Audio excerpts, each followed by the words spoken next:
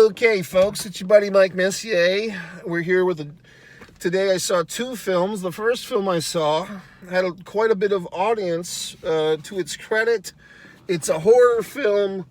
It's somewhat of an urban environment, you might say, that I'm living in. And so horror films always do well on opening day in this vicinity. The kids come out to see the horror films. They like the horror films. And this one, titled M3GAN, seemed to be a crowd pleaser. The audience that I was in this film with, and typically when I go to the movies, there's not many people in the fucking theaters. I typically go at off times, and I kind of counter-program. I go to movies that I know aren't going to have big crowds, and I kind of thought today that might be a thing, because it was a 6 o'clock screening of M3GAN on the opening day of it. But guess what? The audience was pretty well there. Like, a lot of people were there to see this movie, and they were very responsive, and not in an obnoxious way, but just there were moments of subtle humor and so forth throughout this horror film, and the audience kind of got it.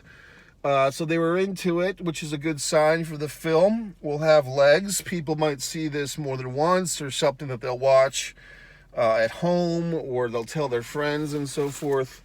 So what did I fucking think? Well, I enjoyed it. I thought it was good. I will be honest. I had this big serving of ice cream before I went to the movie, and so the sugar probably caught up to me, and I fucking got all tired. So I was kind of dozing off in the first 20 minutes, which is okay, because it was kind of a slow build. Should you see the movie or not? I give it 3.5 out of 5 stars. For a horror film, I give it, about the same, 3.5 out of 5, but definitely seeable, and I would see a sequel if they made it. So 3.5. It's a good rating.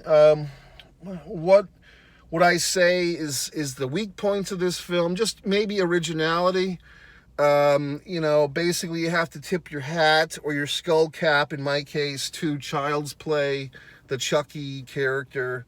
We've seen stuff like this before, where there's an evil doll that's possessed, even Annabelle to an extent, although this is quite different. M3GAN is more of an AI, artificial intelligence creation. What happens when you try to fabricate a friend out of computer parts and so forth. And so we've seen that theme before. Spoilers, okay? We've also seen the theme of dead parents before, which we see early in this film for this poor little girl. She's being raised by her aunt after her parents get killed in a tragic car accident. 2 movies I saw today, M3GAN and Otto, they both had tragic car accidents. Which, no offense to anyone that's had anyone in their lives die in a tragic car accident. I've experienced that, but it's kind of like the easiest thing in a movie to how to fucking kill some characters. Just have them die in a tragic car accident. You know what I mean? It's just it's a nice, quick death. We can all relate to it. There's no suffering. You just die in a tragic car accident, which, actually in the Auto movie, it's not a... Well, I won't ruin it for you. Watch my Auto review if you want. But yeah, the tragic car accident theme, or mantra, if it were, Messier Mantra, another show you can watch on my subscribe to Mike Messier YouTube channel. But you can see all these wonderful things, all these wonderful elements in this horror film. The displaced kid with the dead parents, the aunt who's a career woman, but now she's suddenly a de facto single mother. The greedy, scientist, corporation owner, shades of the Terminator franchise, the Skylab, or whatever the fuck, the Tech Lab.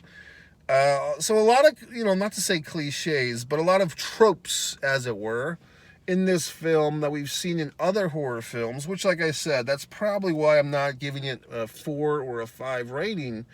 It's not because there's anything wrong with this movie. It's just a lot of the shit in here we've seen in other things. I mean, I think you'd have a really interesting, comparing this to Child's Play, the original from back in the 80s, or even the one from 5 or 6 years ago. Compare that to this. Obviously, the the creature, the cyborg, so to speak, of M3GAN is much more advanced than Chucky, but kind of the same gimmick, you know what I mean? So, so on and so forth.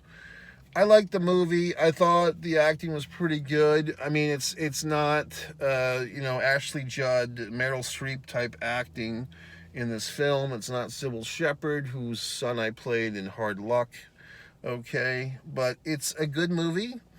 It's a crowd pleaser. It's definitely a horror film. Sometimes I make these statements, okay, that if you're a horror film fan, you should see a movie, but if you're a bit squeamish, you shouldn't. This one, I think, I mean, some people might have an issue with it, but I think for the most part, even if you're not a big horror fan, you could see this movie. It's not, like, there's some of these movies, Pearl and you know, that are kind of more violent. This one's not so bad. As far as the body count or the blood count or the kills or whatever you want to call it, the squeamish factor. So I think if you're a typical human being, unless you're super duper sensitive, you could probably see this movie, even if other horror films give you the willies with the blood factor. I think this one's okay for most people. I think, you know what I mean? It's not like this is not gratuitous. Yes, there is violence. Yes, there is death.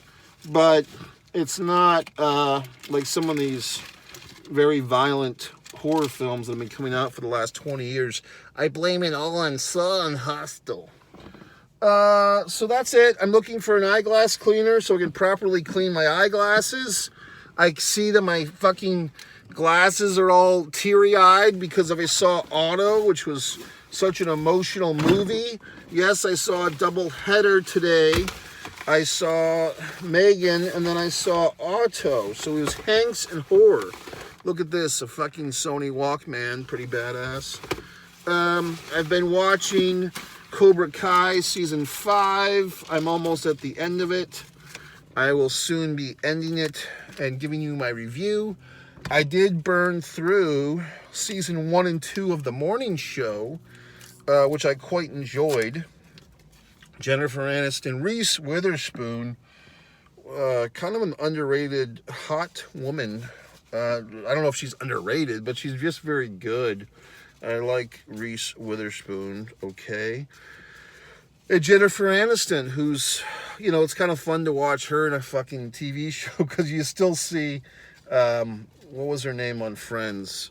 Carol or whatever the fuck, or Phoebe, or she wasn't Phoebe, she was, God damn it, what was Jennifer Aniston's character on Friends? Oh, God, for Christ's sake. What was it? It was Chandler and Ross and Phoebe, and who did Courtney Cox play? Holy God. And who did Jennifer Aniston play? And then there was Tony or Matt, whatever the fuck his name is. I can't remember their names.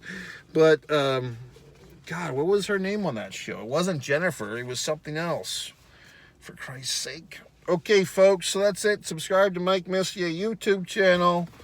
Yes, if you haven't already, you can buy my goddamn books. Go to the upper right corner of my YouTube channel, and there's links to my books. Or if you really want to be sexy, go to MikeMessier.com and scroll down. You can see all 6 titles that I've released. Click on them and buy them, okay? Just don't think about it. Actually execute the plan of buying my fucking book. And what else? That's it. So goodbye. It's a Thursday night. Tomorrow's a Friday morning. And we'll all do things with our lives that are spectacular, and thoughts and prayers.